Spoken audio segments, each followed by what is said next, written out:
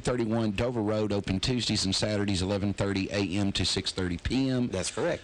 You can call them at 931-906-5555 or 1-800-778-DIET, 778-DIET. That is 3438. 3438, that's right. Well, yeah, I almost got through the whole spiel. I know. Announcement, we are going to have on with us Friday for 2 hours the Indie Music Channel's 2016 Best New Female Artist, Dee Dee Wiedekind. Dee Dee Wiedekind will be joining us from Los Angeles, California. So obviously she's a call-in. She's written a song entitled America United. She was, if you will, inspired, sitting in church in the choir loft. She was inspired to write the song America United owing to the cosmic divisions politically and philosophically and theologically and every other way in this country, hoping for an America that is stronger through unity as opposed to so utterly adversarial. But Dee Dee Wiedekind will be joining us Friday. But today we have somebody that has worked closely with Alzheimer's.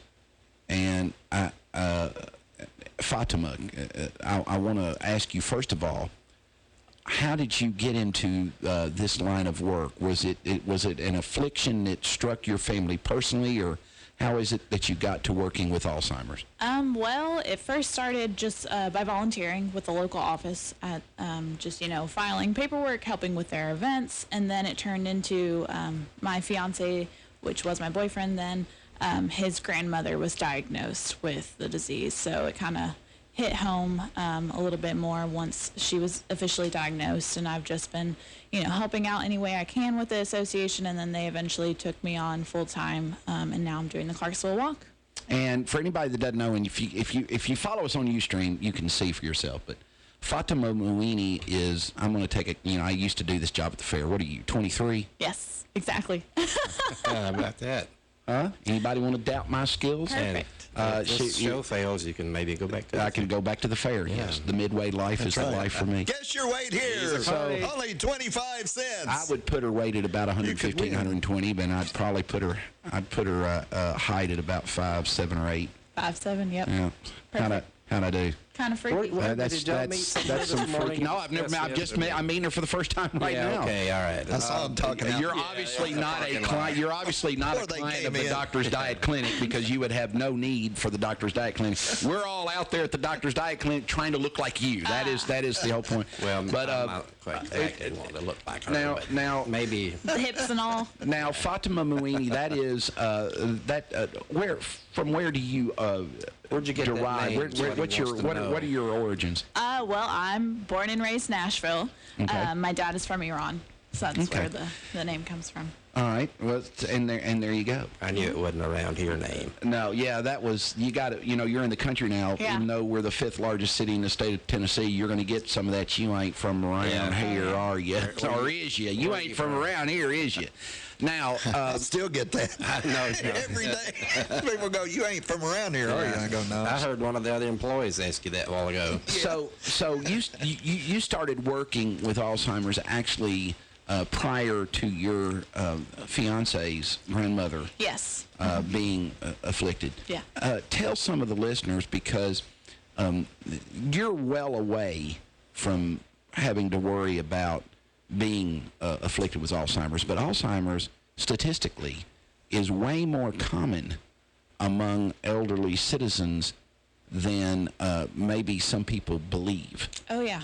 Tell us some of the statistics about the regularity with which people are so afflicted. Well, right now it's about 1 in 3 seniors will die with Alzheimer's or another type of dementia. So that's kind of just scary in itself, just thinking about, if 3 seniors in your life, 1 out of the 3 will be affected with this disease. And even, only 23 years old, you can see how it's progressing within not only my grandmother, but also within other individuals that I've met through this job. So it's very scary. Yeah.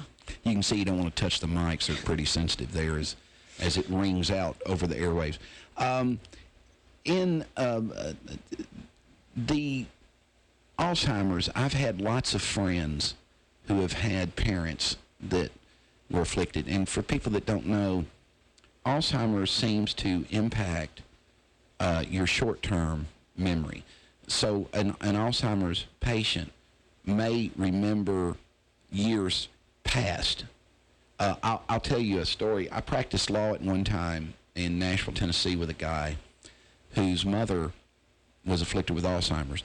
She was bilingual, speaking Greek and English.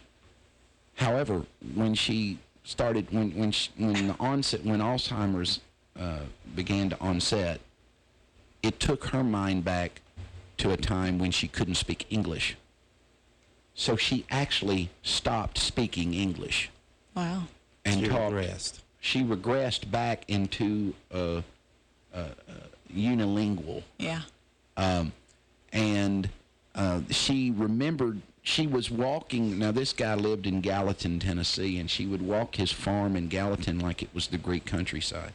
And it's very disheartening on the family, because you come in and this person that you love and for which you have a great deal of reverence. And I don't think we have the reverence for elderly citizens that they do in some cultures. Right. There are some cultures that are way ahead of us. Yeah. As far as respect for people that... My dad has a saying, Fatima, that says that you've got to be pretty cool to get to 90. And that's true. I mean, to be able to live that amount of time, you have to know a thing or two. Mm-hmm. And I think I've always had that impression of people that were elderly, although I don't think that there are a lot of people who tend to choose to believe that elderly citizens are dawdling fools, Right. Which is not true. Tell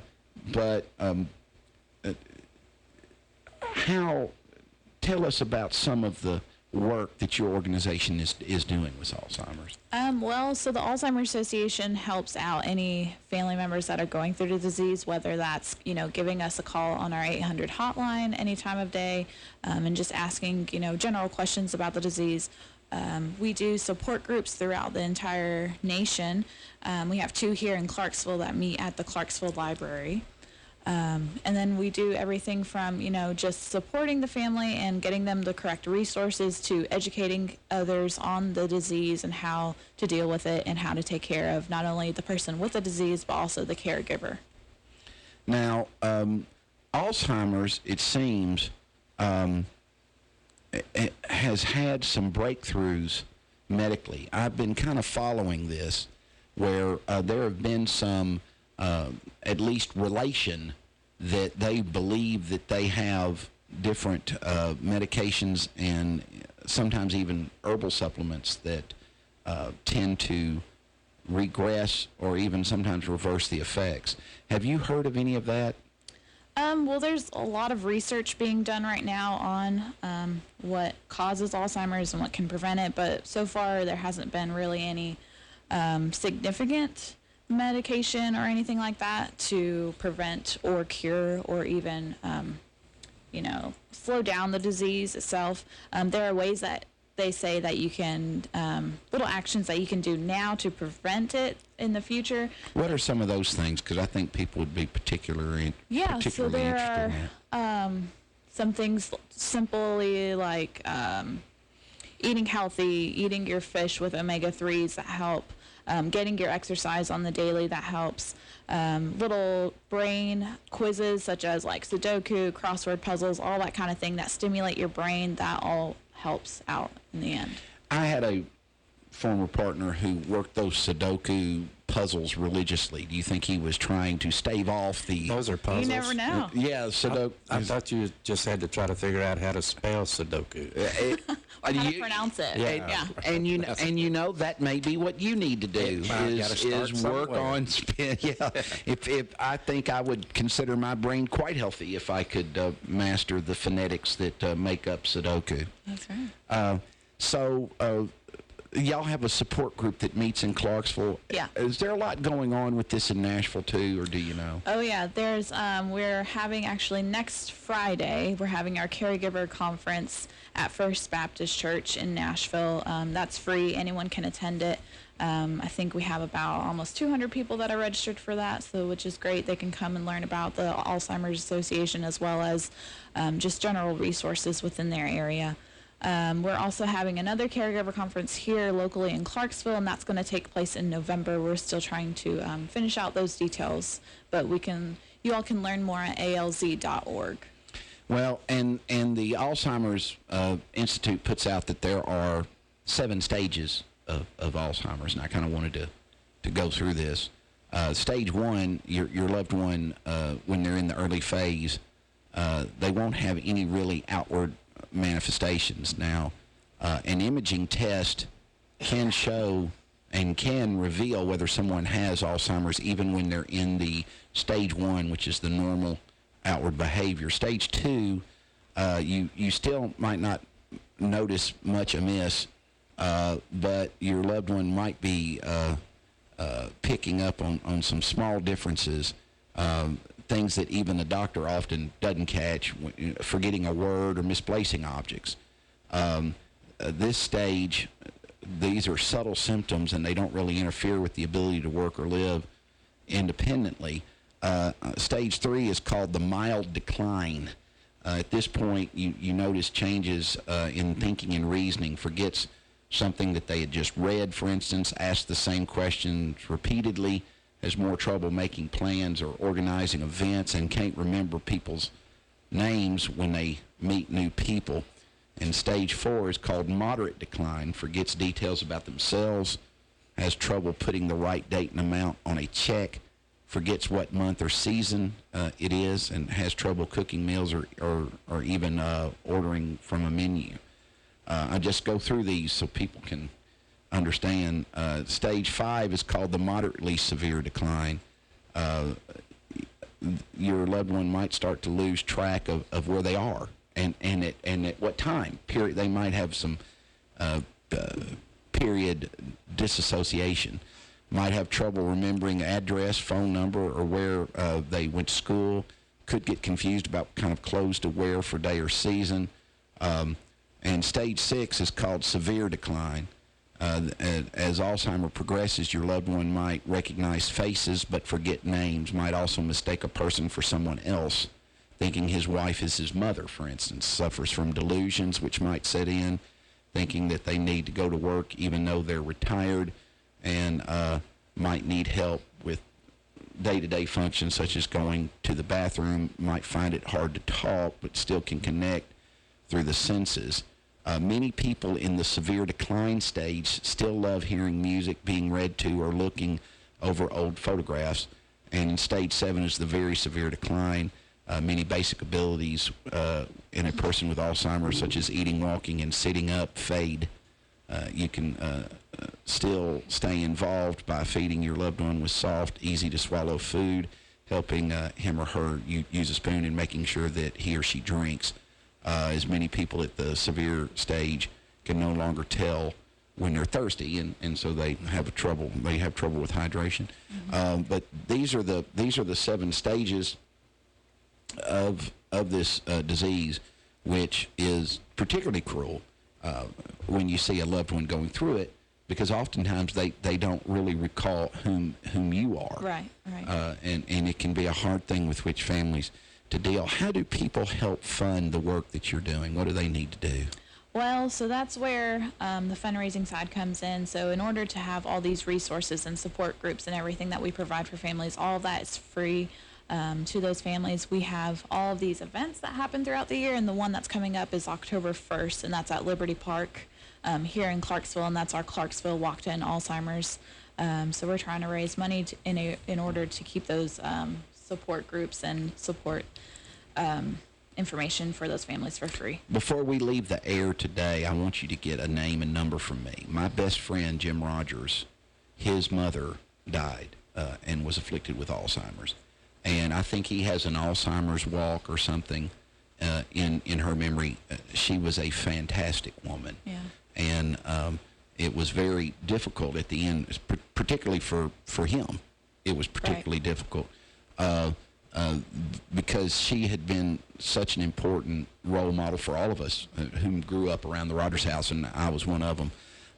But I want y'all to connect, if that's okay. Yeah. And so I'll give you that number off air. You're getting the long version of the terrible disease of Alzheimer's. We'll be back after these messages. Keller Williams affiliate broker Jackie Harker knows a family's most valuable asset, whether buying or selling, is the home. Jackie Harker with Keller Williams Realty in Clarksville, Tennessee, would tell you her most important investment is in you. Whether buying or selling a mansion or a starter, the smart money is placed with Harker. Keller Williams' Jackie Harker will work tirelessly to make sure your buying or selling experience will be pleasant and your expectations will be exceeded. Call Keller Williams' Jackie Harker at 931-801-3946 today for all your home buying or selling needs. That's 931-801-3946. And remember, whether buying or selling a mansion or a starter, the smart money is placed with Harker. 931-801-3946. Jackie Harker. Call her today.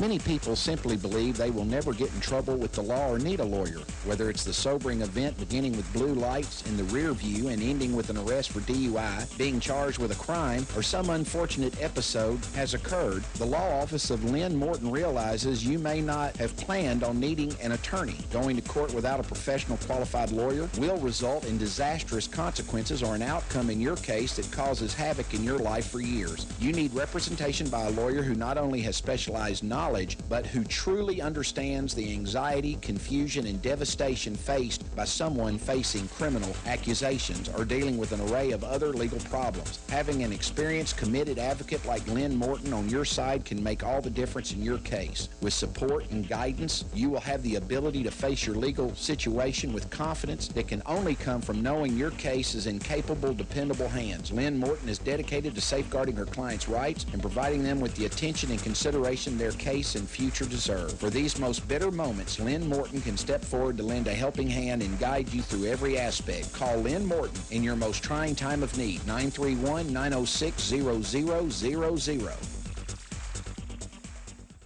WJZM Radio and WJZM.com is where Clarksville hears the news. If it's going on in Clarksville, it's on WJZM Radio and at WJZM.com. Since 1941, WJZM Radio has been Clarksville's broadcast leader for local news, sports, and current events. Depend on WJZM and WJZM.com to hear what's going on in Clarksville. If it's news, you'll hear it on WJZM Radio and WJZM.com. Clarksville's information station is WJZM Radio and WJZM.com.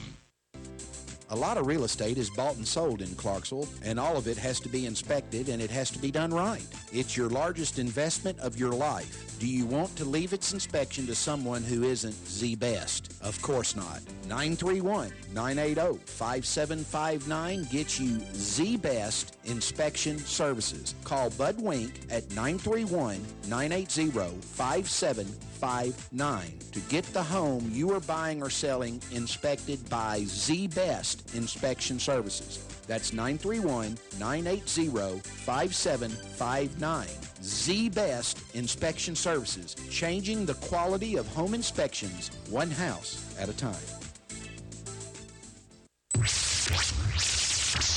Since 1941, serving the public interest. WJZM Radio, Clarksville, Tennessee.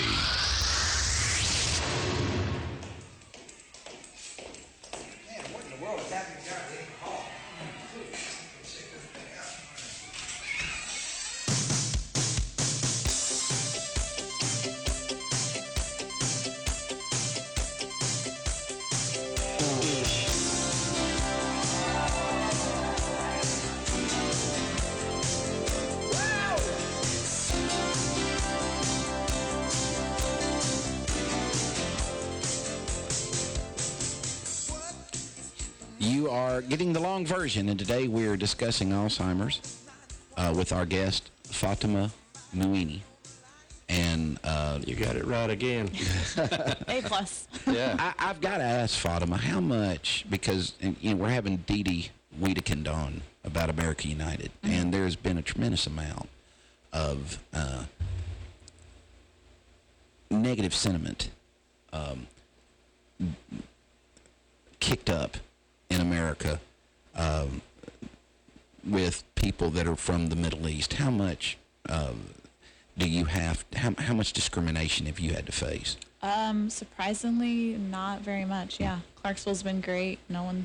Yeah, it's been great. Well, I kind think of a that melting most. I pot. think that most people, particularly we were talking yesterday, and I'm sure you didn't hear it, but we were talking yesterday about Colin Kaepernick's Yeah. not wanting to revere the national anthem because of the oppression for which it is his position for which it stood.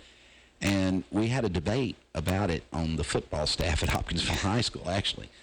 And the guy that was the most permissive and forgiving about this statement, obviously it's constitutionally protected speech, was the guy whom had served in the military. The guy who had put his life on the line so that Colin Kaepernick could have the right to make that nonverbal expression. Right. And so, yeah, I think Clarksville's a very good community about not discriminating against Well, with the people from military presence, we certain have origins and stuff. people from all over the world here.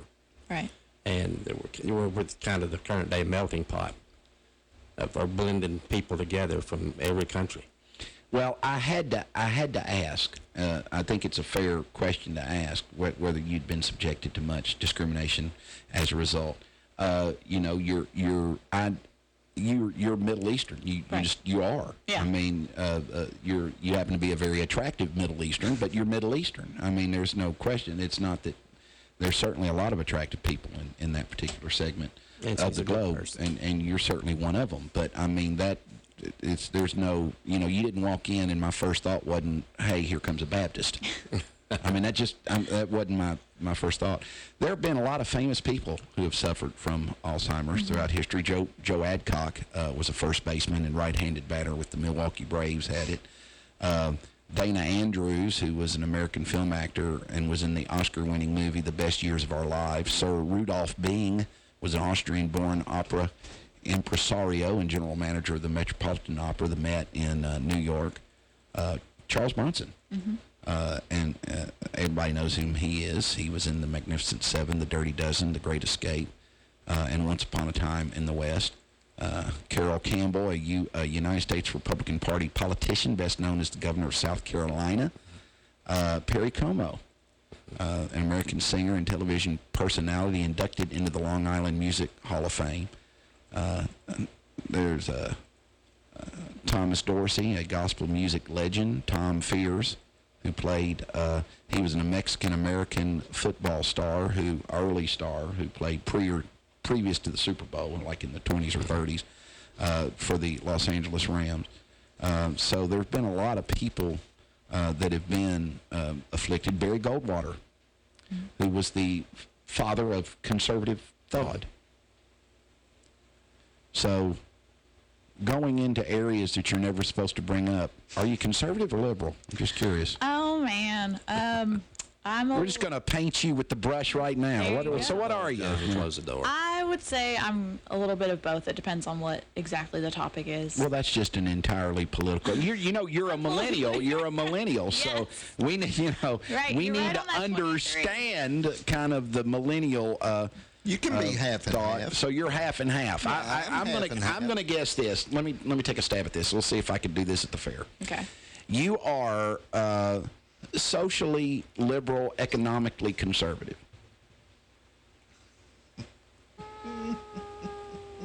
Huh? What would be your example of this? You're pretty accepting of lifestyles, alternative lifestyles, probably not very judgmental, but fiscally you think if you want to eat, you better go work. Yeah. Did I hit it? Pretty much. Yeah, there you go. There you go. How do I do it? It's a gift. How do I do it? Man, I'm just smart. You Smart have as hell. ESPN, that's what it is. Yeah, I mean ESP, sorry. Rita Hayworth, an Alzheimer's sufferer. A lot of people out there, I guess I'm aging the present day. And Cliff Ritter would have not known a single person. Charlton Heston Yeah, Charlton.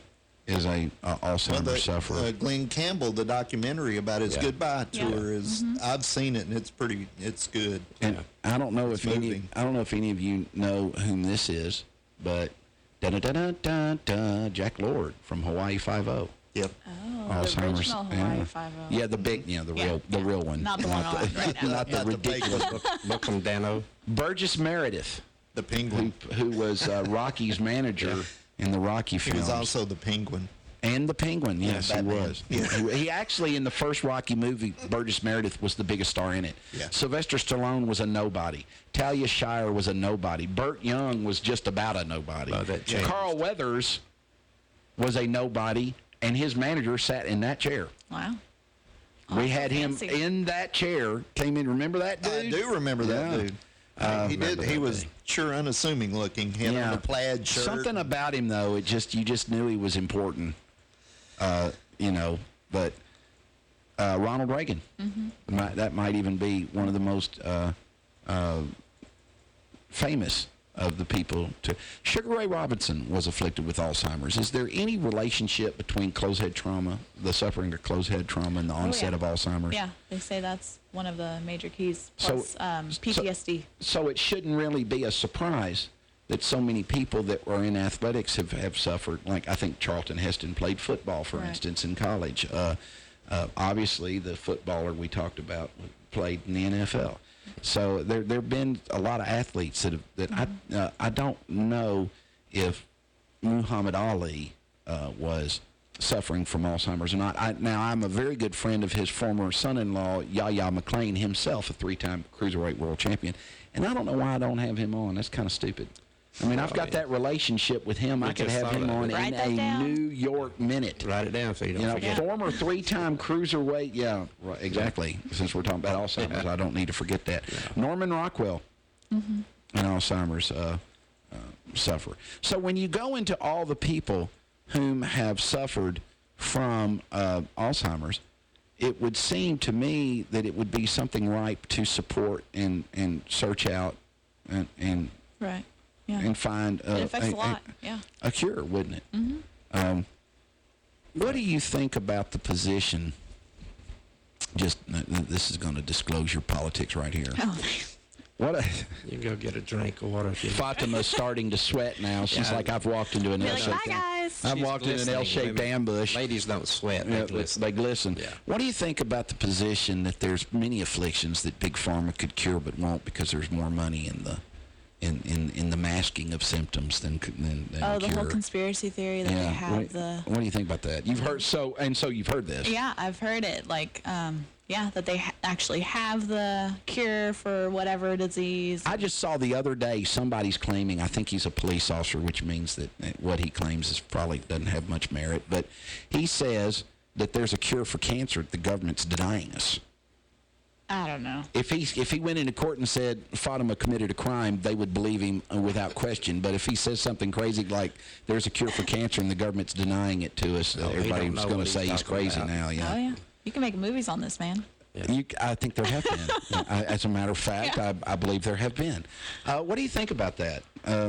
I honestly don't know. I mean, it's interesting to think about it as, thinking that, yeah, your government does have a cure for this, but I don't see any evidence to it, so I'll just wait and see. Well, eat a lot of omega-3. Yeah. Is Eat your fish. that what you would recommend? Yeah. Eating a lot of fish? Eat your fish, A lot do of your fish oil. Sudoku, I mean, a lot of get people. your exercise. Yes. A lot of people do eat a lot of omega-3, and they make it in a tablet now. And since we're sponsored by the Doctor's Diet Clinic, I think it has weight loss benefits too, doesn't it, Dan? It does, yeah. It helps your body. Isn't that one of the things that you get on the Doctor's Diet program? Don't you have a supplement that is given that has omega-3 in it? We don't carry that anymore. We used to, for whatever reason. I think I took it. Wasn't it the coral? Wasn't Yeah, it it's got some omega-3 in it, but Yeah. probably not enough for it, that you would need on a daily basis. Well, Fatima, let me tell you this. I am much smaller than I was before. Yeah. Now, I know I probably still look pretty rotund. However, I was much grander before I went on the Doctor's Diet Clinic. I am down over 30 pounds. Wow. And I haven't taken any of the phentermine to do it, even though it's available. That's why they call it the Doctor's Diet Clinic, because, the doctor can Supervised weight loss, supervise yeah. weight loss. But I am down over 30 pounds. My mother and I are doing it together. And I didn't want to take anything that she couldn't take. And Right. she's over the age where they could give her the phentermine. For, what you, what, 47? Who, my mom? No, you. Oh, I'm 48. Yeah. 48. His yeah. mom's 39, and she's doing wonderful. Holding 39 and holding, Yeah. and she's very active. And Yeah. we were talking She's my buddy. because people with that suffer from dementia, and old age like maladies lose sometimes a bit of agility. And we were talking about that there was a woman who had fallen and was black and blue and stuff. And when my mother fell and had to get stitches, she was trying to help my son ride a bike, which I don't know why. And I'd already told Jack Whaley, don't get out there and ride that bike. It's aggregate. It's been raining. It's slippery. But, Jack Whaley, he ignored me, ran right to Mimi, and got Mimi out there trying to help him ride the bike. Well, she ends up falling, and she really fell directly on her face. I mean, it really was a terrible fall. And so we were talking about this woman who had fallen out of bed and was black and blue all up and down the right side of her body. And Mom was saying, well, I'm worried that there was some other cause of trauma other than the fall, because I don't know how she could be so black and blue. And I thought to myself, Mom, you're better than the average athlete, much better than the average. You've been very, very vigorous. You're very, very Stays agile. active. And you exercise like all the time, and you're just not the normal woman your age. So. Right. There's a lot of people, my mom falls dead on her face and gets like 7 stitches in it. Now it just adds character. Yeah. Even though, she didn't bruise really all that much for the amount of trauma that she had undergone. But you can attribute that to the lifestyle that Right. she's also led, where she's been active, she's exercised, she eats a lot of the omega, she eats a lot of fish and stuff.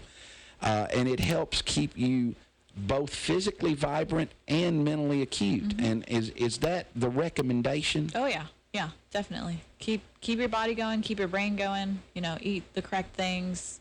Yeah, that's all helpful. Well, that's a good pointer for today. And if you feel like that you don't have the energy to get up and do these things, go see my friends at the Doctor's Diet Clinic. There you go. Because Dean, you're down what? A person? Yep. Like a large person. Like 235 pounds. You've lost a linebacker. Yeah. You were carrying around a linebacker Yep. that you have lost. I've lost over 30 pounds. And the guy that wrote the theme song, I don't know if you noticed the pretty snappy tune when you were coming in and we were trying to get your ears on. But that was written by Randy Fincham. It's the name of the song is the long version. And Randy is a famous songwriter. He's been on the air like for 28 days solid. Seemed like every time I look on Facebook, he's doing some other He's thing. freaking huge. I mean, Randy Fincham, it's sometimes with songwriting, and Dee Dee Wiedekind is a songwriter too, but sometimes you don't appreciate how big a songwriter is, but for you to make it in the music industry in Nashville for over 20 years, Oh yeah. I mean, he's got, Mary Duff is a big country artist from Ireland. Yeah. And I say that and people snicker and go, what's an Irish country? Well, they got country singers from Ireland. What are you talking about? She's killing it in Europe. They got a country genre in Europe. Well, anyway, she's huge. I mean, and like when she comes over to the United States, they invite her to come play the Opry huge. She's that big. He's got 4 cuts on her album. Yeah. Doing well. Doing well. I mean, killing it, charting it, killing it. He had a cut with Sammy Kershaw that's one of my favorite Kershaw songs is I Can't Wait to Waste a Little Time, which should have been cut by Buffett, but he offered it Buffett. Buffett didn't want it, so Kershaw got the Buffett cut there. And but he's really big. But you know where he's not really big? In body mass. His body mass index has shrunk considerably. Yeah. I can't tell you because I don't remember, but it's been huge. His wife too. Yeah, Jamie's a little better looking than Are we still on the air? Yeah. She's a lot better. She's like, yeah, and I don't remember. I don't remember ever looking at Jamie thinking that she needed to lose any weight. Not to hurt Randy's feelings, No. but Randy, you were a bit pudgy, but you're not now. No, he's It doesn't matter what good. you were; it's what There you you go. are, right? It's what you are. We are enjoying visiting with Fatima Mouini Yep. with the Alzheimer's Coalition, if you will, Middle Tennessee Coalition, and we will be back with more of Fatima You're getting the long version after these messages. There is a name in the Clarksville community we have come to associate with excellence in legal services. That name is Kimberly Turner and Associates, the attorneys who care. There are times in life when reliance on attorneys who care is particularly critical. Family strife is definitely among those times, whether it be divorce, child custody, juvenile delinquent petitions, alimony or child support increases, or any type of strife which invades our personal lives. Kim Turner and Associates are the attorneys who care. Call Kim today at 572-1134 or get an appointment. Perhaps you just stop by her place located at 130 Franklin Street next to the Black Horse. That's 572-1134. Kimberly Turner and Associates are the attorneys who care. When Clarksville wants to hear what's going on, The main library is a 74,000 square foot facility. We're looking at anywhere from 15 to 30,000 square feet. We've looked at 7 to 8 sites already. We narrowed it down to 3. Number one, have the community decide which of the 3 sites they think is best for the new library, and then decide what features they want to have in the new library. Because this library, whether or not it's going to be built depends on public input and public support. I can't make that happen. I think the commissioners are going to be looking for support. We are county funded, so it's a county commission. 11 commissioners have to vote for this in order for it to pass. they hear it on WJZM Radio. A home is one of the biggest investments you can make. One of the best ways to start your house hunting is to contact a home loan pro you can trust. The 2015 Reader's Choice favorite banker, Matt McWhirter of F&M Mortgage. Call Matt McWhirter at 931-906-0006 or stop by the F&M office in Sango. Equal housing lender, member FDIC.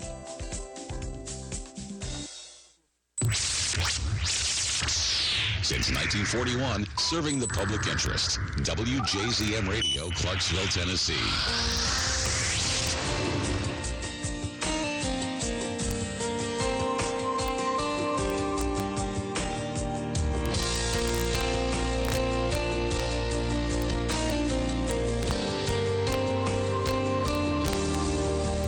Like the moon pulls the waves to the shore, you drew me in like never before.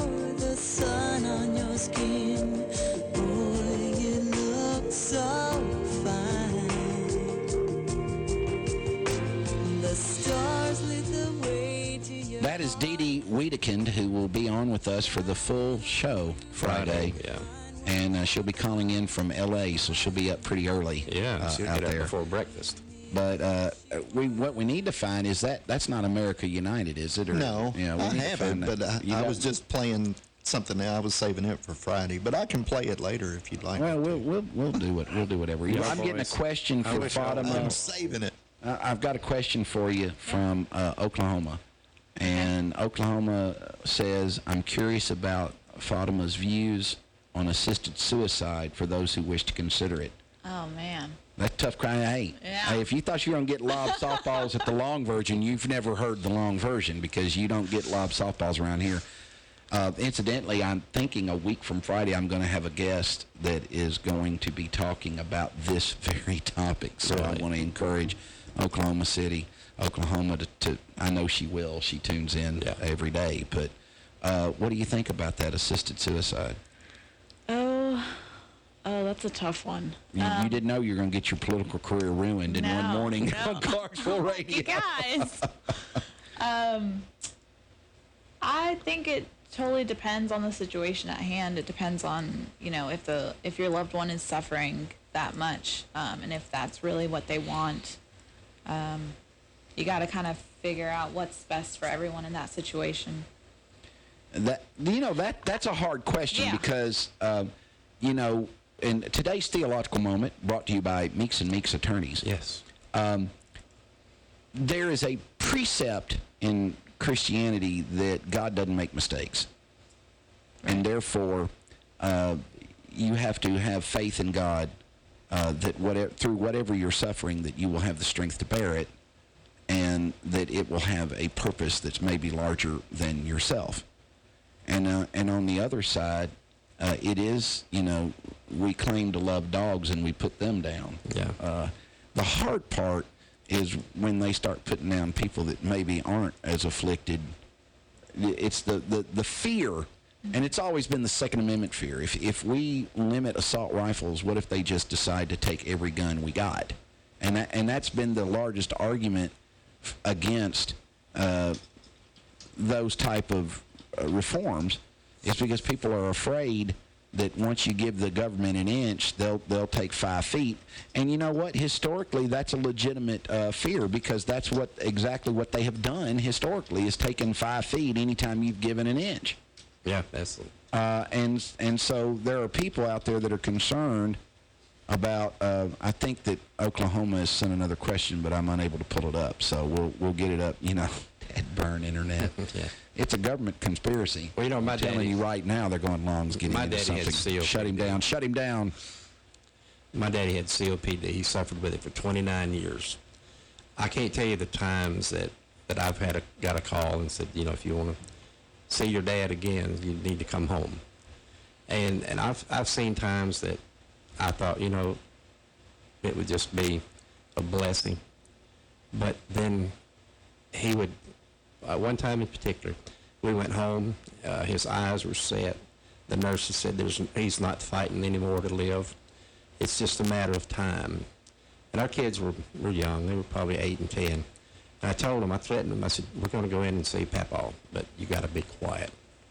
Yeah, I just want you to look at him and see him one more time. This is about 10 o'clock in the morning. That afternoon at 4 o'clock, you know what he was doing? He stood up beside his bed and drank buttermilk. Now, that's tough. Oh, yeah. If you drink buttermilk, that's pretty tough. And if you guys had made a decision there. Well, that never crossed our mind. I know that, but had you had we, yeah. Oklahoma comes back and says, I'm a former healthcare worker, and we have all discussed what our wishes would be should we ever be diagnosed a certain way. Mm-hmm. And I don't know that taking someone off life support, which is what I'm interpreting that to mean, is the same thing as assisted suicide. John Hooker argued, the late John Hooker, right. Argued before the Tennessee Supreme Court about his constitutional right to die. He was afflicted with a aggressive type of cancer, if memory serves, that would have subjected him to pain and death, and that he wanted to avoid, and a lot. And you know, Alzheimer's patients have the argument that I don't want to regress into a stranger to my family, right, and things of that nature. So I would think assisted suicide and Alzheimer's is topics that are discussed because it's that serious of an affliction. But you know, you've got that Christian philosophy that that suicide in many denominations is a mortal sin. I have no idea in other religions how it is viewed, but there are denominations of Christianity that consider it a mortal sin, regardless of situation. So I don't know the answer to it. And I guess that's one of those questions you can't answer unless you're upon the precipice of the situation that presents. I don't know the answer to it, but I certainly understand what the issues are. You know, and part of me, and I was very fond of John Hooker. Yeah. He was one of the great lawyers. They took his license, too. They do that to a lot of good lawyers. But they took his license, and he stuck a sign outside his office that said, John J. Hooker, Constitutionalist. I always thought it was. Yeah. But, you know, John Hooker did a lot of stuff because he was from a wealthy family and a long roots in Nashville that many of us could not have gotten away with doing. Something about money just gives you a little bit longer leash. It gives you a long leash. Yeah, it does. And I've never benefited from that particular affliction, or benefit, however you want to describe it. I mean, it can be an affliction too. Yeah. But anyway, that is one of the issues that crop up in Alzheimer's is. What do you have you ever had any patients that you've ever worked with that said, man, I know what's facing me and I don't know if I can face this? I personally haven't, no. I don't know that they would have the thought process to think this. Yeah. Maybe in the early stages, but Yeah. not in the late stages. Yeah, well, I mean, but it can be diagnosed, as we saw earlier in the 7 stages, even at like stage 1. Yeah. And I wonder if you've ever had anybody that's gotten this. Once you get to stage 1, is there a path that doesn't lead to stage 7? No. Short of dying. I mean, if they do the scan and they say this person's an early onset Alzheimer's, everything else that comes with Alzheimer's is coming. That's as sure as death and taxes. That is it. Yep. Wow, that's No prevention, no cure. That's incredibly depressing. Yeah. Thank you so Yeah, much there for. you go. for There's your enli- Wednesday. Yeah, wow. And happy Wednesday to everybody out there. Hey, but you don't have to die fat. You can you can go down to the Doctor's Diet Clinic. Anyway, you're the manager of development Right. at the Alzheimer's Association Mid-South chapter, Middle Tennessee region. And you did work at a time at Cold Stone Creamery. Yes. Isn't that the ice cream place? Yes. How did you avoid putting on any weight? Do you just have one of those extremely inefficient She's one of the metabolisms? people that we hate. Well, that That fat people coupled hate. with running constantly and Oh, you're a runner. Yeah. So that means you're a future fat person. oh man, is that what that means? Because let me tell you something, you're not going to run forever. No. Trust me. You're going to wake up one day and you're going to go, oh, screw this. I mean, Oh, did I tell you I was doing a am marathon? not. Huh? Did I tell you I was doing a marathon? Are you? Yeah. Yeah. Did I tell you about my seafood diet? Yeah. I know there's a punchline coming. I'm here. going to drive it next Monday.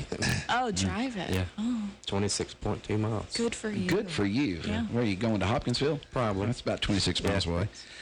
No, I hate to tell you, dear. I'm much older than you, but the running stuff has got a shelf life. Am I right? John Michaels, am I so right? overrated, No. too. John, were you ever a runner? No, only No. when the police were after me. Oh, Just it with a television? Bad boy, bad boy. I didn't take it. You know, there's your 40 time on the track, and then there's your 40 time when the popo's after you. And, your ability to run turn fast. on I the ran speed. fast then.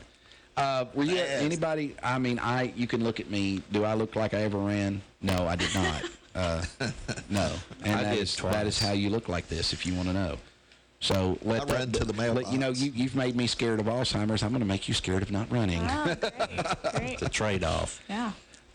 But so you worked at the ice cream place, the Cold Stone Yes. Creamery, which got a lot of advertising in the Nashville area. I Oh, yeah. remember it used to air all over the place. Are they still around? They are. I think it's 10, 12 years. There's only one in Brentwood. That's where it was. Yep. And I think it used to help bring on my friend Bill King. Bill King had a sports show. He used to do a lot of football recruiting stuff. Yeah. And he was on a station out of Franklin. I think it was AM 650, 560s, one of those. But yeah, the Cold Stone Creamery used to help bring that on. Where'd you go to school? College or high school? Both. High school, I went to Martin Luther King Magnet in downtown Nashville, and then college, I went to MTSU. Well, my wife graduated from MTSU. She went to Tennessee and then graduated. Let me ask you this question. Yeah. How many strange friend requests on Facebook do you get? What is up with this mic today, man? I've hit this thing twice. In a week, in a month, like what are you I mean, do you get some strange ones? Because let me tell you what I've been noticing, Okay. okay? I get women your age, early 20s, wearing practically nothing with a friend request. Now, I'm always turning those down good? because I just don't believe they really want to be my friend. I would not want to be my friend if I were they. I have no idea why in the world they'd ever want to friend me. Hackers. But, and Boy. particularly if they don't, particularly when they look like that and they have 6 friends. When you go to their profile and they got 6 friends, and No you're like, mutual friends. yeah, you're like, come on. Yeah. There's more than 6 people who'd want to be your friend. I mean, there's the, I mean, I'd figure women don't ever fall for that one. right? I Right. mean, the men, they're always getting the older men. And then you find out that they need tires or they want an apartment. And I'm Oh, just gosh. not in that tax bracket. You know, they're really barking up the wrong tree with me. If you're a good-looking woman looking for a sugar daddy, I ain't got the sugar. So I could do the daddy part, the sugar part I ain't got. So, I mean, that makes me very unattractive for that particular line of work. But what is the how do you get preyed on social media? There's got to be some gag that fits in with women. Oh, I really don't get that many. You don't requests, get no. because I don't think a scantily clad 22-year-old dude would really do it for you. Well- Women and men are enough different Yeah. that is not, like, there's a picture of your fiance on your Facebook page, not as good looking as you. Sorry. Oh, come on. Not as good looking as you. He may be. You see something He's in. adorable. You see, yeah. You think. I'm telling you, from a dude's perspective, you know, he's all right, I guess. But I mean, women see differently than men. Women prize different attributes than my wife. You if know, they everybody didn't, looks at my never wife and have goes, "Why is she married to you?" Because she's like, my wife's like marrying a fantasy because she's like the hot English teacher. Yeah. And guess what she does for a living? Yes, she's an English teacher. She's like the hot English teacher. I get to go home to the English teacher that all the high school guys are fantasizing about all the time. And, you know, but, you know, that's, you know, my life. It's good work if you can get it. Now, but see, women, her attraction to me, you know, I am not objectively like a good-looking dude. I'm okay with it, Fatima. You don't have to disagree. Because what you're seeing is the light that shines through me. It makes me look better than I actually look, okay? But I'm not as good-looking as my promo picture. Okay, it was airbrushed. What do you want from me, people? It was airbrushed. I don't know what to tell you. But anyway, so I'm not objectively good-looking, all right? But women see differently than men. Don't you know this to be true? Y'all look, men are very superficial. Like, for instance, your fiance is probably engaged to you because you're really, really hot. That's not what he's going to tell you.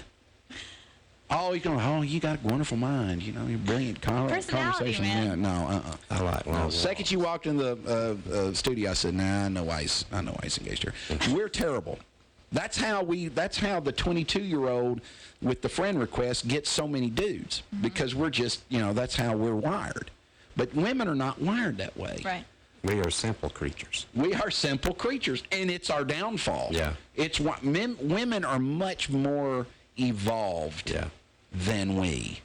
And for all the people that don't think that women should run the country, I kind of think they kind of ought to. Is this being recorded right now? Yeah, this whole podcast is will live into Just so we can have infamy. this on the record. No, I'm serious. Women are much more evolved than men in many, many aspects. And it's kind of curious. I don't know how we ended up running stuff for so long, to be honest with you. Everyone is questioning that. Yeah. Well, we've run it straight. No offense, guys. We've run it straight into the ground. Yeah. I mean, you look at the track record, we're not doing well. You know, we're not doing well.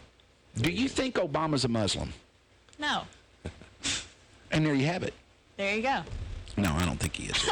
I hear that a lot, you know, because he's got the name Barack Hussein Obama. But everything about him, clean-shaven, drinks alcohol. If he's a Muslim, he's like the worst Muslim ever. Are we agreed on that? If he was a Muslim. If he were a Muslim, he is failing it. Yeah. Miserably. Terrible Muslim. So anyway, I just thought I'd ask that. I didn't see that one coming. No, that's the beauty of the long version. You know, that's our big show motto, is everything has a long version. Random thoughts. Random ruminations. Trails off. And, you know, maybe I have the early onset of Alzheimer's because I've forgotten what the Stage topic 3. was today. Today's brought to you by the Doctor's Diet Clinic. And what I do remember is how infinitely smaller I am than I was when we started this journey together. Yeah, and you can do this too. You can call locally 931-906-5555 out of the area 1-800-778-DIET. 231 on Dover Road, 11:30 a.m. to 6:30 p.m. Tuesdays and Saturdays. Yep. You guys still killing it with patients and stuff? You're still we are. getting those new patients? Getting the new patients every clinic. I'll have you know, Fatima, that since advertising with the long version, they are now the largest amount of patients in the entire Doctor's Diet Clinic chain of 27 or so 29, outlets. but who's counting? Wow. 29 outlets. The number one outlet for business, Clarksville, Tennessee. Wow. What do you think about that? It's the long version. Yeah. It's the messenger, the harbinger of good health. You're getting the long version. Back after these messages. WJZM Radio, Clarksville, Tennessee.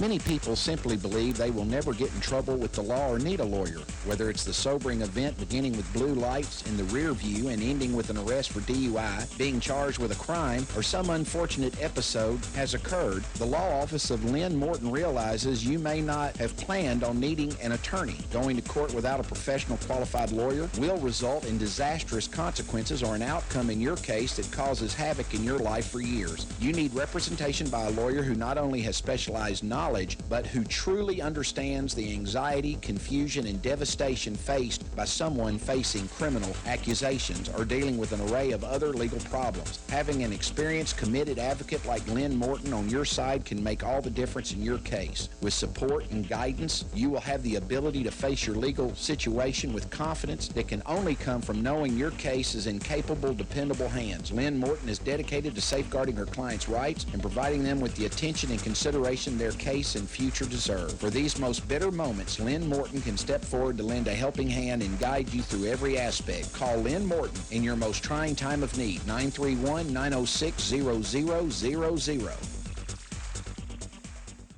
Keller Williams affiliate broker Jackie Harker knows a family's most valuable asset, whether buying or selling, is the home. Jackie Harker with Keller Williams Realty in Clarksville, Tennessee would tell you her most important investment is in you. Whether buying or selling a mansion or a starter, the smart money is placed with Harker. Keller Williams' Jackie Harker will work tirelessly to make sure your buying or selling experience will be pleasant and your expectations will be exceeded. Call Keller Williams' Jackie Harker at 931-801-3946 today for all your home buying or selling needs. That's 931-801-3946. And remember, whether buying or selling a mansion or a starter, the smart money is placed with Harker. 931-801-3946. Jackie Harker. Call her today.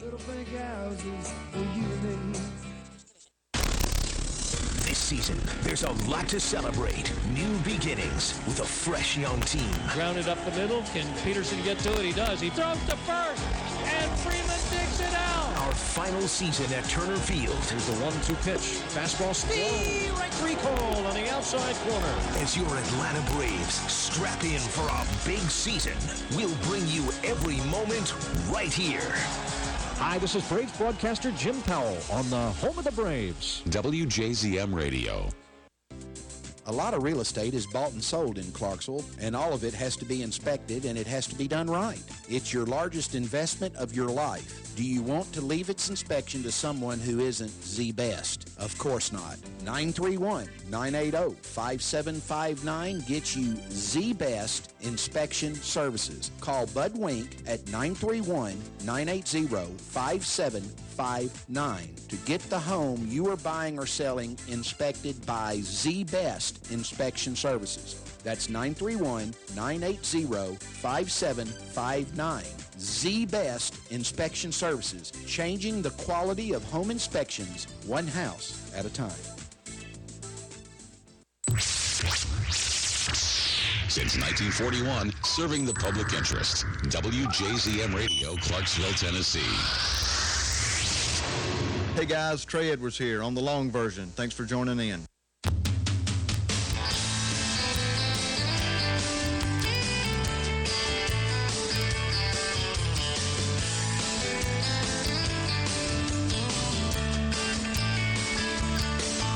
Well, it used to be that you couldn't tell me anything. Just another young man who thought he knew it all. And I was running hard and fast, thinking I was invincible, till I hit the wall. And I hit the wall.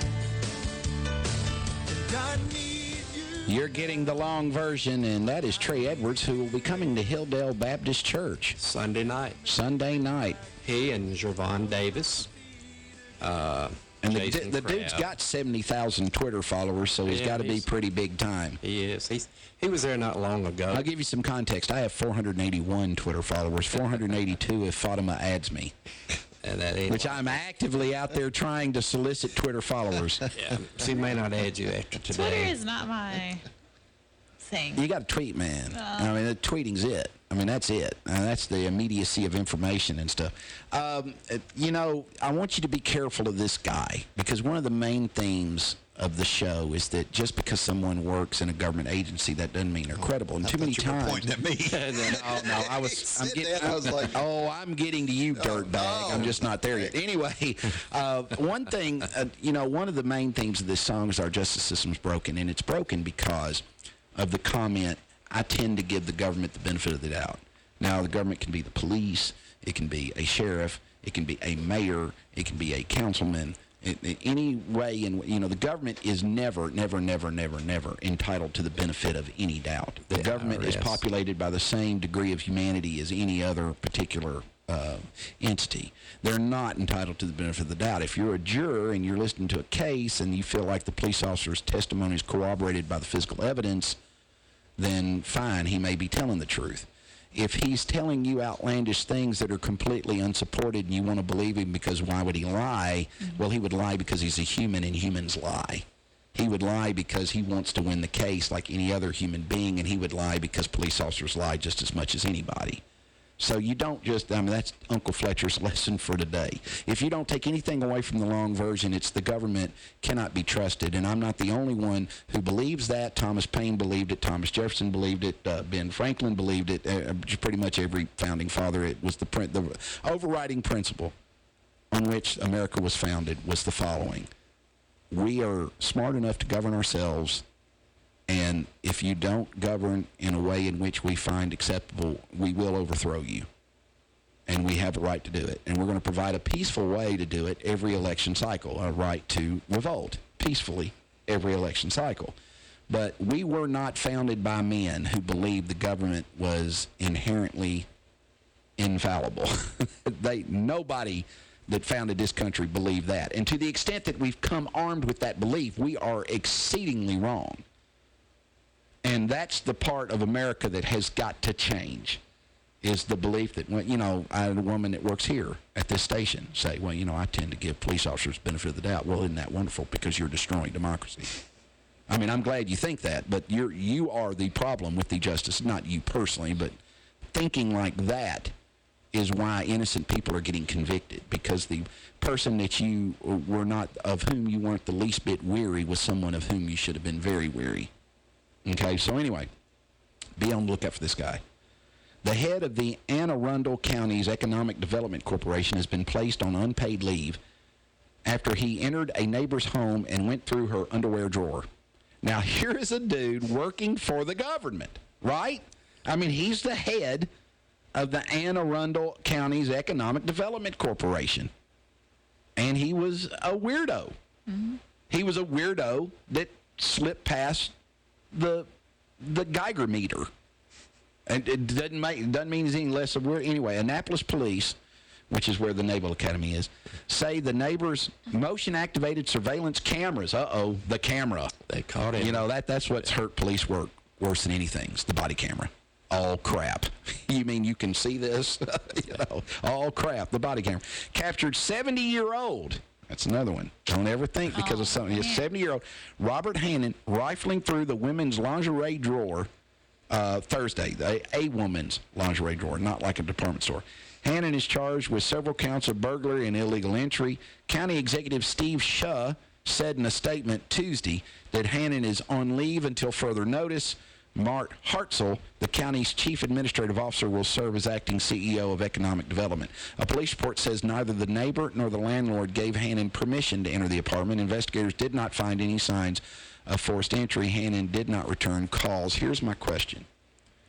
Who would have given him permission for that? Yeah. Hey, listen, man, I was thinking I might go in there and rifle through her underwear drawer. Is that cool with you? Yeah, go ahead. Can I do that? Well, you know, you are the head of Economic Development Corp for the county. She won't know it.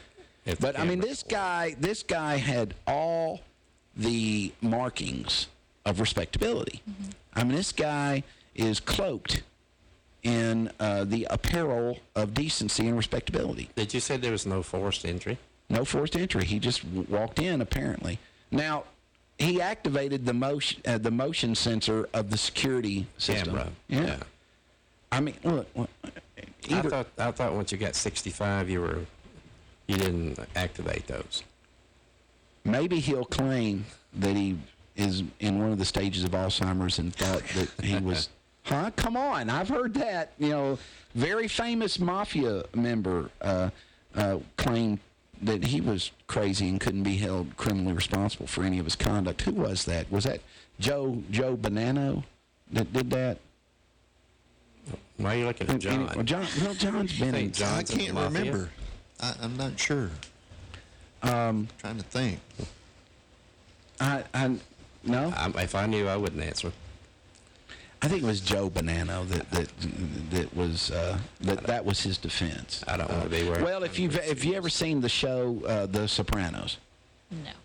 You've never seen The Sopranos. He saw the Tenors, but not the Sopranos. And this is a woman that watches MASH and syndication. She's never seen The Sopranos. Well, it's a different I show. tell you young kids these days, Fatima, I don't know what in the hell's wrong with you people. It's like they got a mind of their own. And you're going to run this country, and you've never seen. Okay, Junior Soprano, Tony's father in The Sopranos, is kind of playing crazy Joe Bonanno, Bonanno or whatever his name is, in his character, the dementia from which he suffers.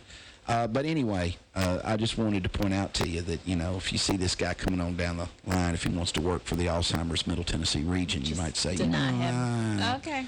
I've heard things. Yeah. I've heard things. That's a very mafia. I've heard things. Yeah. How gratifying do you find this work? I mean, how fulfilling is it for you? And what is it in your personal life? What chasm is it filling for you? I mean, knowing that I'm making a difference, whether that's, with the Clarksville community here or just, anyone that calls our 1-800 hotline, in their time of need, they need someone to talk to. And, I'm not. Do you man the phones from time to time? Not regularly, no. So I'm not skilled in that social work aspect of it. What is that number? 1-800-272-3900. So you can call that number any day of the week, any time of the day, if you need your questions answered about your loved one with Alzheimer's. But yeah, just knowing that you're there for a reason, and whether that's, fundraising and here in Clarksville, knowing that money is going for a better use. I really think one of the most important things obviously I've done some research to get ready for you today. Did I not? I mean, I had your height, weight, and everything. I mean, that's quite a bit of research. And you even said her name what your fiance's saying. I knew I shouldn't have taken this dude's phone call. Yeah. I knew this dude was up to no good. But anyway, one of the most important things I think you can do for loved ones who are suffering through any of the 7 stages that we've described, is to engage them intellectually. Spend time with this loved one, engage them in conversation, play games with them, like, Scrabble or something, Right. and spend quality. They're still your loved one. Right. Spend quality time with people, because one thing that I know is that you look up one day and all the people you've loved and cherished in your life are gone. Because we all go. Yeah. I mean, it's one of the it is the surest thing, is our ultimate mortality. And I can't tell you how many times I've had a friend tell me. I've got a friend in Hopkinsville who owns a large company there, and his father had run it before him. And he told me one day, he said, one of the best years of my life was while my house was being built. I lived with Mom and Dad. My family and I moved in with Mom and Dad, and it was one of the more enriching times. My kids got to know their grandparents so well, and got to find out what kind of people they really were. And he said, I'd give anything to spend another day with my parents. They've both passed. And I feel that way about my grandmother. I had a grandmother who was a lovely, lovely, charming person. She ended up dying of Lou Gehrig's disease, which is amazing because, you know, you don't generally get, I think it's amyotrophic lateral sclerosis is what Lou Gehrig's disease is. And a funny joke one time, isn't it odd, isn't it ironic that Lou Gehrig died of Lou Gehrig's disease? Well, you know, that's funny, but it pre-existed Lou Gehrig. But anyway, you don't generally get that when you're an octogenarian. And you usually, if you get it younger than that. But my grandmother got it in her 80s and passed. Lost her ability really to talk. And it had some of the same symptoms of Alzheimer's.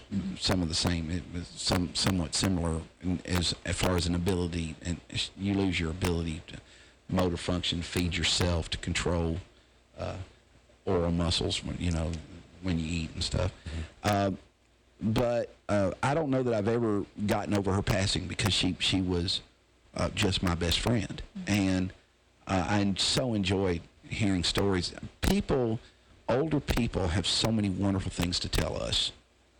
They have been through, when you go thinking about, you take an 80-year-old person today, okay, so an 80-year-old person in 2016 was born 1930s, 40s. Yeah, what would that be? I think 70 years from 2000. 30. Would be 19. So they would have been born in like 1936 or so if they're 80 years, run around in there. They've been through World War II. We should have some memory of it, maybe very young.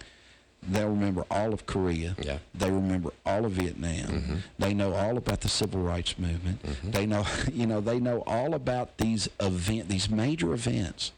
They are society's historians, and they're giving you a perspective from having lived it, which is altogether different than the way in which history is ever recorded, isn't it? I mean, because history, if you've ever played the game, and I talked about this with my son yesterday, if you ever play the game Secret, if you ever played that game, Fatima? No. Good Lord. I think are you from Mars? No. All right. Here's the game secret. I'm sorry, dear. You're perfectly lovely. Here's the game secret.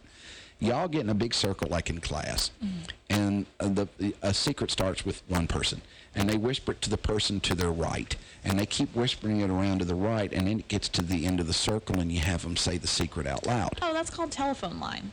Oh, well, and there Have you ever go. played telephone line, Fletcher? And there you go. I didn't know it till right now, but yes, I have. But we called it something else. But telephone line, okay. Yeah. Now, what comes out the other end is always very different from where it began. This is one of these human truths that we never seem to get, and that is that some of the histories that and I think Dr. Cross at Austin Peay would admit this, that history is only as good as the relator, isn't it? I mean, it's only as good as the person who recorded it. And we hope that it's factual, and we hope that it's accurate, but history is also written by the victor. And so when you know people that have lived through real-life events about which you have merely read, it is so important to get to kind of comb and harvest some of their memories. It's just so enriching. And my grandmother had been born in the teens. She'd been deceased a while. And she had been through the Roaring 20s. And she had been through the Depression. Yeah. She had real life. I had a great aunt one time that we called Auntie. What her given name was, she was a Prouse. I can't really tell you what her given name was anymore because we called her Auntie. But good Lord, she had been born in 1888. I remember as a child sitting at her feet and listening to stories about the Old West, which she had experienced. Or at least had experienced people who had just come through that era. She saw the first automobile. She remembered as a child having to travel with horse and buggy. Can you imagine the enriching experience of just getting to sit down and listen to her talk about events that we see depicted in Hollywood, but we didn't live and couldn't possibly fathom or understand or comprehend. So, I mean, so this is kind of everybody, go spend time with the people in your life the people from whom you come, the people that are your forebears, the people that have stories, events, and philosophy and perspective that will help enrich, enlighten, make you more intelligent, more learned, and someone better able to come on the long version and be a wonderful guest, which Fatima's doing now. You're getting the long version of Alzheimer's back after these messages. A home is one of the biggest investments you can make. One of the best ways to start your house hunting is to contact a home loan pro you can trust. The 2015 Reader's Choice favorite banker, Matt McWhirter of F&M Mortgage. Call Matt McWhirter at 931-906-0006 or stop by the F&M office in Sango. Equal housing lender, member FDIC. When Clarksville wants to hear what's going on, we did it a little bit different than a typical TIF. A lot of times they're just project related, so you'll go out and you'll just take this parcel of land and you'll create a TIF there. We looked at it from the standpoint, let's create a district. Let's create an area, and people can look and say, well, hey, I like that corner over there. I like that parcel over here. And we actually took it to the state comptroller, and it's the first one that's really been a district that it's centered around the Civic Plaza project. That is the project, but we've created this district around that to hopefully get redevelopment, and it's the first one that's been done like that in the state. They hear it on WJZM Radio. There is a name in the Clarksville community we have come to associate with excellence in legal services. That name is Kimberly Turner and Associates, the attorneys who care. There are times in life when reliance on attorneys who care is particularly critical. Family strife is definitely among those times, whether it be divorce, child custody, juvenile delinquent petitions, alimony or child support increases, or any type of strife which invades our personal lives. Kim Turner and Associates are the attorneys who care. Call Kim today at 572-1134 or get an appointment. Perhaps you just stop by her place located at 130 Franklin Street next to the Black Horse. That's 572-1134. Kimberly Turner and Associates are the attorneys who care. Since 1941, serving the public interest. WJZM Radio, Clarksville, Tennessee.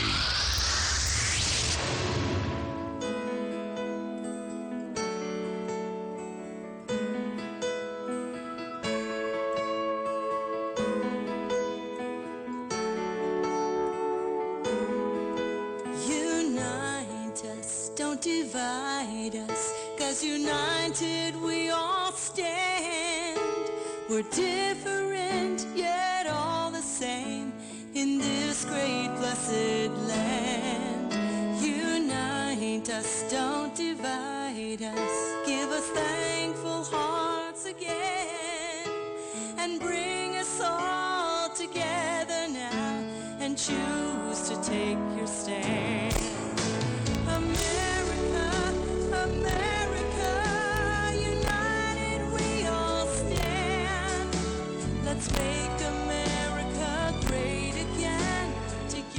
That is Dee Dee Wiedekind, who will be on air with us Friday, and that is America United, I believe. And that's the song that would be correct, sir. She penned on a napkin in the choir loft in church one day. I usually just read the bulletin. And well, you should be listening to the sermon there, mister. That's today's theological moment, brought to you by Meeks and Meeks Attorneys. That's pretty judgmental of me to say that, wasn't it? Yeah, but it's just true. Somebody asked, didn't you run when you were boxing in college? I did, and I absolutely hated it. Yeah, you ran from his opponents. I ran in the ring. Rope-a-dope. Yes. Anyway, but yes, I hated road work, hated stair work, hated all of that. And I don't know why I did such a crazy thing. Anyway. And I stopped running, and Fatima, behold your future. No, I'm kidding. Yeah. Hey, come on now. Anyway, somebody also said that this is from my mother. Grandma, your mother, your grandmother was named for Auntie. Auntie's name was Elizabeth Lyon Prowse, and my grandmother's name was Julia Elizabeth Lyon Whaley. I think it might have been just Julia Elizabeth Whaley. She hated Julia. Why? She did not like Julia. She thought Julia was an ugly name. And I named my daughter Caroline Elizabeth for my grandmother. And I didn't pick Julia because she didn't. And my wife would have been okay with Julia. She likes the name Julia. But my grandmother did not like Julia. And I did not think it would be a fitting memory to name my daughter in honor of my grandmother by naming her the name that my grandmother didn't like. Right. It would have made Thanksgiving kind of odd. Well, I mean, my grandmother was passed by the time I was naming Caroline, but but anyway, she wasn't a big fan of it. I've got an Aunt Sally who was born in 1930. Wow. And you talk about a talker. Yeah. Buddy, Aunt Sally has seen a lot, and she is such a fabulous conversationalist. I lived with her when I was studying for the bar. She would, one of the great things about conversation is to talk to somebody about what's important to them and act like you're actually interested. I recommend this. Just nod and Yeah, smile. just act, and so my Aunt Sally, one of the ways that I was able to pass the bar is she would discuss legal concepts with me about which she could not have possibly cared the least bit, with all the vigor and interest as if it was really fascinating her. But you did. Well, it meant a lot to me at the time, yes. Right now, I don't give the least bit. But it meant a lot to me at the time.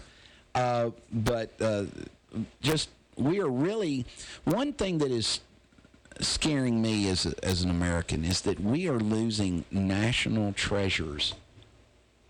This year, we've had some national treasures pass away. And I just don't see their equal or even anything remotely approaching them upcoming. Is that a dim view? I just saw an interview yesterday. Jerry Lewis is 90 years old. Do y'all realize that Dean Martin died in 1995? Dean Martin has been dead 21 years. Yeah. Wow. In 21 years' time, have you seen Dean Martin's equal? Because I have not. No. I did see a movie over the weekend that he was in. He and James Stewart. Yeah. See? Yeah. And Fatima's going, what in the hell? Yeah. What is that dude talking about? Bandero or something like that was the name of it. I'm telling you, we lose a talent. Anyway, Jerry Lewis is 90 years old. Mm-hmm. One of the most talented men to ever live. He was kind of, he kind of created or made very popular physical comedy. Slapstick. He was a slapstick, yeah. And Dean Martin, they were Martin and Lewis. They broke up in 1956. They shot umpteen amount of movies together. Jerry Lewis said that he used to put little risers in Dean Martin's shoes because they were both 6 feet tall. And he thought that to be the foil, to be kind of the slapstick portion. Dean Martin was very sexy. He was very handsome. He had a velvety voice. Mm-hmm. He very good with the ladies. He was one of the Rat Pack. Yeah. He and Frank Sinatra were big buddies. They once said one time that Dean Martin drank so many martinis that for 6 months it was the only food he ate were the olives in his martini for 6 entire months. Yeah. But he was olive complected, and he had dark hair and dark eyes, and he was a crooner, and he was the male Fatima Muini is what he was. He was darker complected than you, but I mean he was the male you. And a very handsome guy. Straight guy. And I say that with, unquestioned heterosexual pedigree. But, I've got 4 kids. Well, I guess I could be in the closet and just trying to fool people. But anyway, he and Martin and Lewis broke up in 1956. And Jerry Lewis became probably the biggest thing that ever hit France. Jerry Lewis was huge in France. He was huge in America. Mm-hmm. He did the muscular dystrophy telethon up until 2010. Yeah. Wow. He raised more than $2 billion to help fight muscular dystrophy. And in his interview said that one of his great regrets is that he never was able to fund any type of a cure. He said that they called them Jerry's kids. Yeah. Mm-hmm. Have you ever heard of Jerry's Kids? No. Good God. Sorry. That's okay, Fatima. I mean, that's why you're here. See, go talk I'm to getting educated. Talk to an old person. You look up some of this stuff. Jerry's Kids was the name given to kids that suffered from muscular dystrophy. They were it was the Labor Day telethon. It always happened and we just came through a Labor Day, see, and that's what made me think of this. Labor Day it was not Labor Day until you had the muscular dystrophy telethon in Las Vegas, hosted by Jerry Lewis. I was on the telethon. No way. I gave a check to Jerry Lewis from the Kappa Alpha Order, some $100,000 that the national fraternity had raised. Excellent. And I was the national undergraduate chairman for K. So one of the big perks of being elected the national undergraduate chairman is you got to go on the television. You got to go on the telethon. And I went in there, and I think I gave Mr. Lewis more than for which he was bargaining. I got on there and said, it's with great optimism, and it's just Jerry, there's just a cornucopia of platitudes with which we could beleaguer you and your fine institution and all this kind of, I said all this fancy polysyllabic crap, and the whole time I'm saying this to Jerry, the camera's shooting him from the back of the head, and he's making faces at me, trying to get me to laugh. Crack, yeah. And the big mistake the cameraman made is as I'm walking out onto the stage to hand him this check, he said, "Hey, kid," he said, 100 million people are watching you right now. And I looked at him and said, "Buddy, I'm going to use every second I got." Anybody that knows me, if you thought that was going to silence me, that was the wrong thing to tell Fletcher Long, even today. If you told me right now that 100 million people were listening to my radio show, we'd go to 4 hours. I mean, I am not shied away from an audience. I seek the limelight. It's really one of my chronic failings. But anyway, so this guy tells me I'm like 20 years old.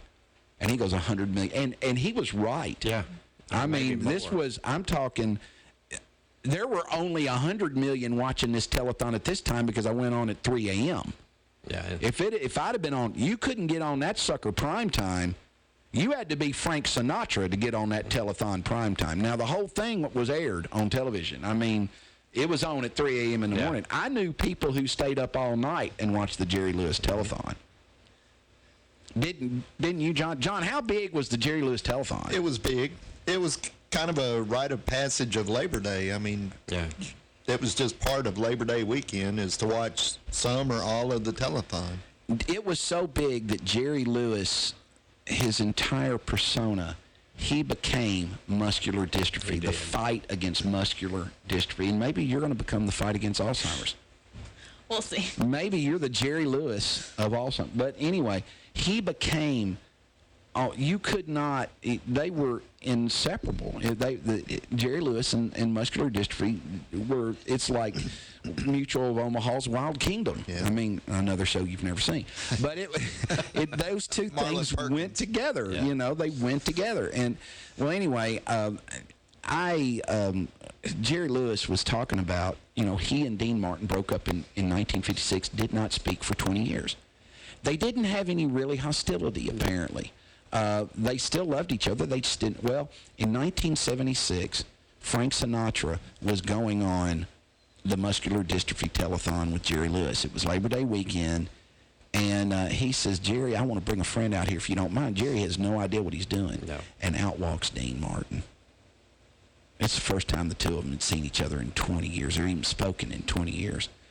And so Dean Martin comes out, and they hug. I mean, this is one of the greatest moments in television history. Yeah. If you were to ask anybody, say, give me the greatest 10 moments in television history, I promise you, Fatima, unless they're a millennial, this will be one of those 10 moments. Unless we weren't born yet. Unless you weren't born yet. Anybody that saw 1976...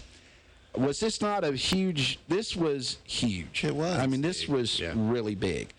And so Dean Martin and Jerry are hugging. We're all crying. Everybody in the world, because this was a worldwide audience. Everybody in the world was crying. Not all. You weren't crying? No. John Michaels was throwing rocks at the screen saying, "It should have been I! Should have been I!" But anyway, so then Jerry Lewis looks at Dean Martin and he goes, "So, are you working?" Which was really funny because Dean Martin was bigger after leaving Martin and Lewis. You could argue that they both were.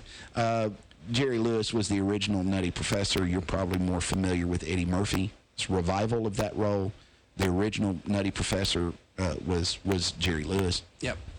But anyway, I don't know how I even got off on this. I am probably suffering. You're sitting here. Why are you writing notes? You're taking notes. What'd you write? Stage 1? Yep. What'd you write? Stage 1? No, she's up Write to your name 3 down. now. She's sitting here. I'm being evaluated by the head of Middle Tennessee Alzheimer's research. She's going, okay, this dude right here is clearly lost hold of. What year is this? I'm just She's curious. going to Google Jerry Lewis. Yeah. Is that? Figure out who you're talking about. I thought I saw her write stage something. He Stage does have a movie coming out. Yeah, he does. At the age of 90. He does. At the age of 90, Jerry Lewis has got a movie coming out, and I hope you'll go see it. And Make a note of it. but the thing is, and I don't want to be this old person, though. I think I am this old person. I don't know that. Are we replacing people like this? Do we have Dean Martins today? Because I don't see them. It's like in country music, who's going to fill those shoes? Yeah. Well, and that's another complaint, and we've had several country artists on this show complaining about all the crossover pop. Culture kind of thing. Road country. But, yeah. One-hit beer drinker country songs. But am I taking a dim view, Dean? Am I wrong here? I think it's a track we're headed down. Well, there is no telethon anymore. No MDA telethon. Yep. It's not existent anymore. Ever since they axed, Jerry from the scene for whatever reason that was, then it went to like 3 hours and 2 hours. They couldn't even replace him. And now there's nothing. They remove him from the telethon, and the telethon died without him. Yeah. Now Almost instantaneous. That's big. You're talking about a telethon that used to air for what, 12 hours? It's almost 24. Yeah, I think it's 24 It hours. might have been 24 hours. Yeah. And, and raising billions of dollars toward muscular dystrophy research. And let me tell you, if Jerry Lewis ever comes to you and says, I'd like to do a telethon for Alzheimer's, for God's sake, Fatima, let him do it. Yeah. Okay. Yeah, he's got the track record. You want this dude, And he don't will let him have rifle through your lingerie drawer, but if he wants to do that, Different guy. He'll have operators standing by. Yeah, no, that guy right there. And I'm just I've just turned into one of these old people that finds myself looking around and talking about how things used to be. Back in my day. Yeah, I'm the back in my... Listen, you just sounded like one of my kids. I got 4 kids. Yeah. That's how they make fun of me. If you went up to one of my kids and said, do an impression of your dad, they would go, back in my day, I say back in my day a lot. I never thought I'd be that person. What happened to me, Fatima? I was young and pretty, too. I was. You become your father. I was. You're a runner. I was young and pretty. I ran. I was fit. I mean, I couldn't wait to take my shirt off. I mean, I took my shirt off in the most obscenely. No, I never take my shirt off. I go swimming in a full body suit. Yeah, maybe. No, but I mean, back when I was 23. Oh, yeah. Man, just any excuse. I was like that dude on Ghost. I'd pour a drink on him and say, oh, look, my shirt's wet. You're like somebody else. Not anymore. You're like the girl dancing by herself. Yeah, I was pretty cheesy. Yeah. Yeah, I was cheese. Fatima would have never touched me with a 10-foot pole. She looked for the intrinsicness of a man, judging by the picture of her fiance. No, I'm kidding. Your fiance's a handsome dude. I'm kidding. I don't mean. But anyway, I don't know what in the world happened, man. Where'd it go? My grandpa used to talk about. I remember back when you could buy a 48-pound barrel of flour for a day's work. Dean, the most athletic thing I do today is tie my shoes. Yeah. I jumped to conclusions. And don't laugh. That's hard to do. Yeah. Let me tell you something. I wonder every morning I go down to tie my shoes if I'm ever going to come back up. Velcro is a good thing. Yeah. Yeah. I think that. Have you noticed that kids cannot tie shoes anymore? Oh, yeah. That's because they can't ride. I'm serious. I'm a football coach. I've got football players cannot tie their shoes. That's just sad. Ref, we need a timeout. Why is that? Boo-boo's shoes untied. Coach Long's got to go out there and tie his shoe. He can't tie his shoe. Boo-boo playing football. Well, no, every kid playing football is boo-boo. No, you don't know this. Listen, the Junior Pro is starting up. This is the first week. Call him Bubba then. Clarksville Junior Pro is just starting up. And if you ever talk to a guy that coaches Junior Pro football in Clarksville, look at them and say, Boo Boo's a quarterback, and they will laugh their butt off because that is all you hear coaching junior pro. Everybody's Boo Boo is a quarterback. Every year we get 30 kids on a junior pro team, and they are all quarterbacks. We ain't got a lineman one. Which one of you is a guard? No hand goes up. And who plays quarterback? Every Boo Boo there wants number 12. If they're 4'2" and they all are quarterbacks. quarterbacks. Isn't that the way it is? We don't have anybody anymore willing to sacrifice themselves for the good of the team or the person behind them. They all want to score the touchdown. You're getting the long version back after these messages. WJZM Radio, Clarksville, Tennessee. Many people simply believe they will never get in trouble with the law or need a lawyer, whether it's the sobering event beginning with blue lights in the rear view and ending with an arrest for DUI, being charged with a crime, or some unfortunate episode has occurred. The law office of Lynn Morton realizes you may not have planned on needing an attorney. Going to court without a professional qualified lawyer will result in disastrous consequences or an outcome in your case that causes havoc in your life for years. You need representation by a lawyer who not only has specialized knowledge, but who truly understands the anxiety, confusion, and devastation faced by someone facing criminal accusations or dealing with an array of other legal problems. Having an experienced, committed advocate like Lynn Morton on your side can make all the difference in your case. With support and guidance, you will have the ability to face your legal situation with confidence that can only come from knowing your case is in capable, dependable hands. Lynn Morton is dedicated to safeguarding her clients' rights and providing them with the attention and consideration their case and future deserve. For these most bitter moments, Lynn Morton can step forward to lend a helping hand and guide you through every aspect. Call Lynn Morton in your most trying time of need, 931-906-0000. A lot of real estate is bought and sold in Clarksville, and all of it has to be inspected, and it has to be done right. It's your largest investment of your life. Do you want to leave its inspection to someone who isn't the best? Of course not. 931-980-5759 gets you the best inspection services. Call Bud Wink at 931-980-5759 to get the home you are buying or selling inspected by the best inspection services. That's 931-980-5759. The best inspection services, changing the quality of home inspections one house at a time. WJZM Radio is Clarksville's only news talk radio station. And for the best coverage of local news and current events, you can depend on WJZM Radio. Listen to WJZM Radio and live online at WJZM.com. WJZM Radio. Keller Williams affiliate broker Jackie Harker knows a family's most valuable asset, whether buying or selling, is the home. Jackie Harker with Keller Williams Realty in Clarksville, Tennessee would tell you her most important investment is in you. Whether buying or selling a mansion or a starter, the smart money is placed with Harker. Keller Williams' Jackie Harker will work tirelessly to make sure your buying or selling experience will be pleasant and your expectations will be exceeded. Call Keller Williams' Jackie Harker at 931-801-3946 today for all your home buying or selling needs. That's 931-801-3946. And remember, whether buying or selling a mansion or a starter, the smart money is placed with Harker. 931-801-3946. Jackie Harker. Call her today.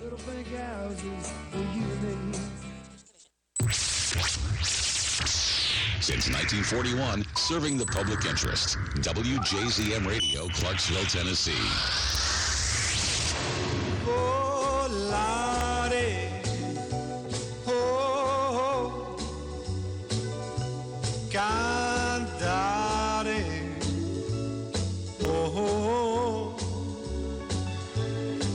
let's fly way up to the clouds, away from the maddening crowds. We can sing in the glow of a star that I know of, where lovers enjoy peace of mind. Let us leave the confusion and all this illusion behind. Just like birds of a feather, a rainbow together. That is the late Dean Martin and Fatima. They did not have mics back in that day that improved your sound.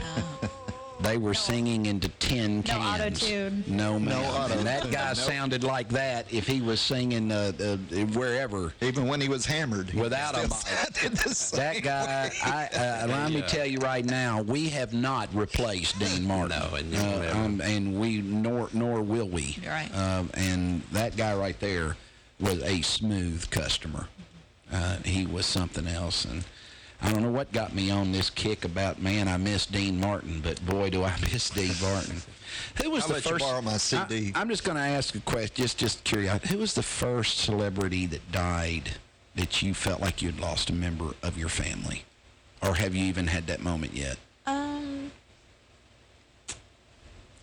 She's going, what in the hell does this have to do with Alzheimer's? Perhaps I'm giving you an Alzheimer's test. Have you ever thought that I'm trying to determine if you're in one of the early stages? That's Right. the way I took it. Who was the first celebrity that died that you thought to yourself that you had that left a piece of you missing? Because I've got mine. You're not going to believe who it is. Oh, man. I don't even know. You don't know, do you? Fatima, Mine is obvious. Fatima, could I be you? I mean, how does one get Do you this? want to run the Clarksville walk? Yes, I mean, I want to just be you. I mean, And you just have to walk. you know, that's why when old people this is the millennial and my generation disconnect. You're seeing it right on radio. Yeah. We're going, man, life sucks now, and Fatimas are out there going, what the hell are you talking about, man? There's something wrong with you. I mean, I'm like, we have access to the internet everywhere we go. oh, I know. Well, let me tell you this. Who was the first? I'm going to ask you the same question, Dean, because you've done a little living. You got a little tread on your tires. Yeah. Who was the first person that died that you actually felt it? I think Ronald Reagan. Really? That long? Yeah. It took you that long to have a celebrity die that you felt it? That felt like you'd lost a member of your family? Yeah. I'll tell you, mine was Ted Knight. Yeah, that was. Ted Knight. Ted Knight. Have you ever seen the movie Caddyshack?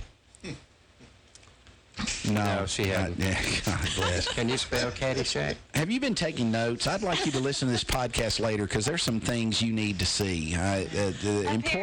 Important for your education. Right. Caddyshack is one. Caddyshack is probably one of the greatest comedy movies that has ever been shot, and it was about Bushwood Country Club, and it's.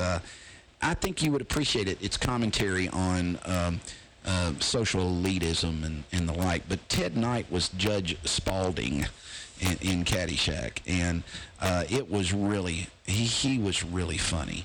But when he passed, he had a television show on that wasn't really all that critically acclaimed. I don't remember the name of it, but it was a primetime television on one of the major networks. Coach. It was after Caddyshack.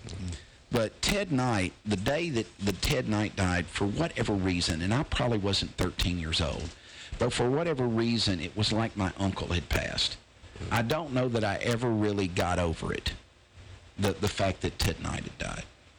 So, I mean, one of these days, you're a celebrity will pass, and it'll be somebody that's major in your generation, and it'll be somebody, and you may be as late as Dean. You were up there when Ronald Reagan died. There was a local TV personality in Nashville that when he died, Dan Miller. Dan Miller. Of course, I knew Dan Miller. I knew Dan Miller personally because I'd been on the news so many times. Dan Miller. Channel 4? Yeah, Channel 4. When Dan Miller described me one time, I was trying a case called the March murder trial, and I was a young attorney. I had no business taking it. There's no way I had sharp enough teeth for that. I bit off more than I could chew, but I tried it, whatever. And when they announced my appearance as Arthur March's attorney in the March murder trial, Dan Miller said, veteran trial attorney Fletcher Long has accepted the engagement to represent Arthur March in the murder trial.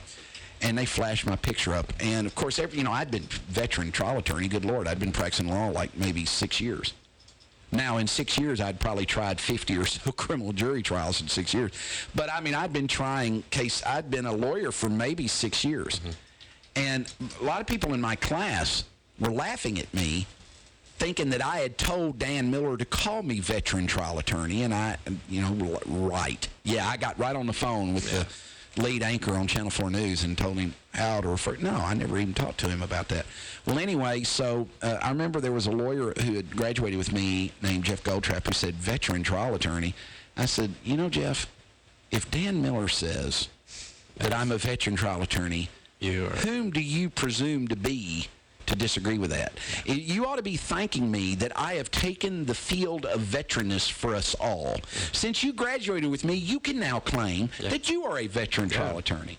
There came a day later in my career where I got known as a veteran trial attorney whether I wanted to be or not. But, you know, after a while, I couldn't argue with the number. And then there comes a day when you actually would rather not be known as veteran. Right. So, I mean, all of those things happen. This is all part of the aging process. It ties in to why you were here. I know you think it's nonsensical, extemporaneous crap and a rumination, but it's not. It's not radio rumination.